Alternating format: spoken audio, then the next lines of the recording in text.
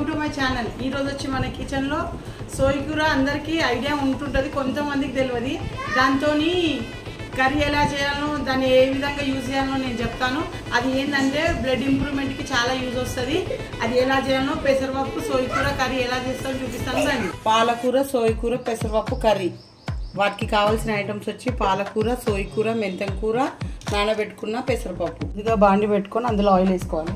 Oil ఇట్లకనే onions వేసుకోవాలి। ఉల్లిగడ్డ మంచిగా వేయినాక పసుపు వేసుకోవాలి। అల్లం వెల్లుల్లి పేస్ట్ కూడా వేసుకోవాలి। మనకు టేస్ట్ తగినంత కారం వేసేసుకొని ఇప్పుడు పెసరపప్పు వేసుకోవాలి। పెసరపప్పు వేసిన తర్వాత పాలకూర సోయి కూర మెంతం కూర కూడా వేసేసుకోవాలి। దీనికి సరిపడే సాల్ట్ వేసేసుకోవాలి।